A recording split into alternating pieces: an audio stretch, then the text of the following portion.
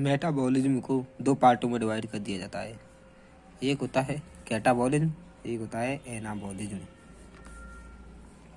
Catabolism,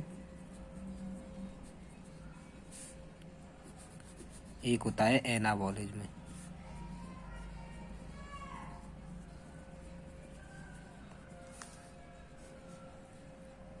catabolism में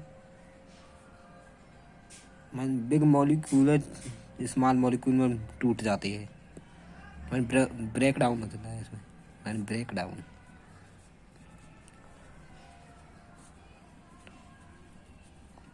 anabolism में small molecule है सिंथेसिस होकर बड़ी मॉलिक्यूल बन जाती है जुड़ के।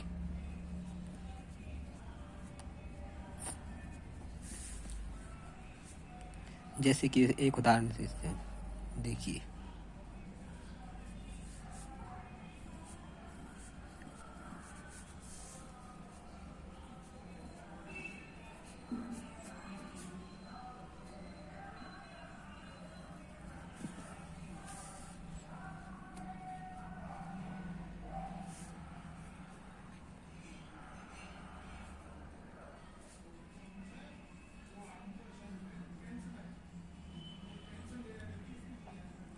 मेटाबॉलिज्म विभिन्न विभिन्न तरह का होता है।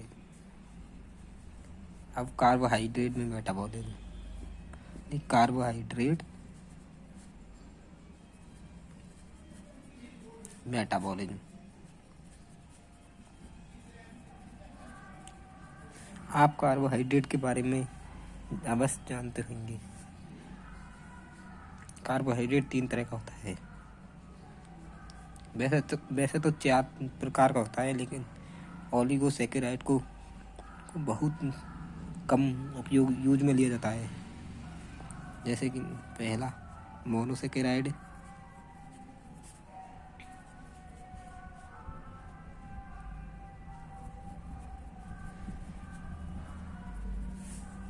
दूसरो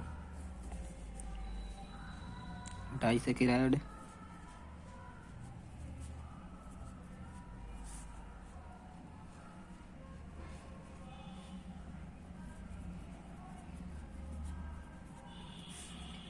तीसरा ओलिगोसैकेराइड,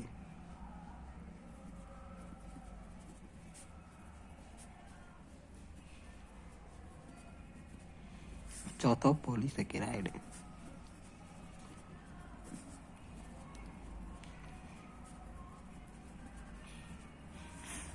इस कार्बोहाइड्रेट को कम यूज किया जाता है, यानी ये कार्बोहाइड्रेट बहुत कम मात्रा में होती है। वैसे इसका उपयोग बहुत कम होता है।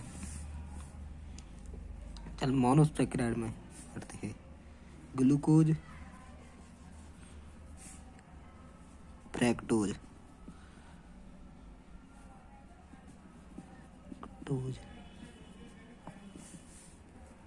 डाइसैकेराइड में सुक्रोज, लैक्टोज,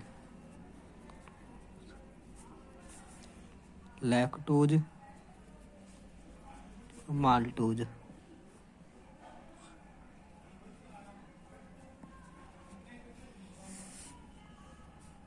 और पॉलीसैकेराइड में स्टार्च, सेलुलोज, पेक्टिन, etc इत्यादि। अब ग्लूकोज में किस तरह मेटाबॉलिज्म होता है यह समझिए। मतलब ग्लूकोज और फ्रैक्टोज,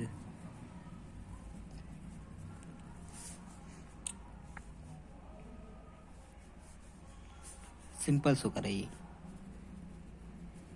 सिंपल शुगर है।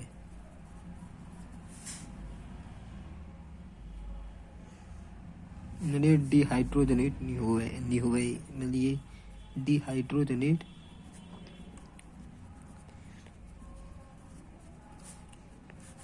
नहीं होती है। यानी नोट डिहाइड्रोजनेट है, जबकि ये सुक्रोज,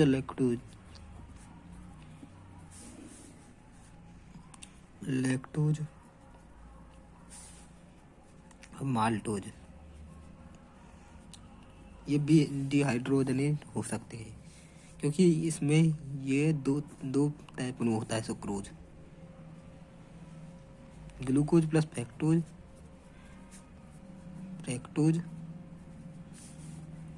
लैक्टोज होता है glucose plus galactose, glucose plus galactose,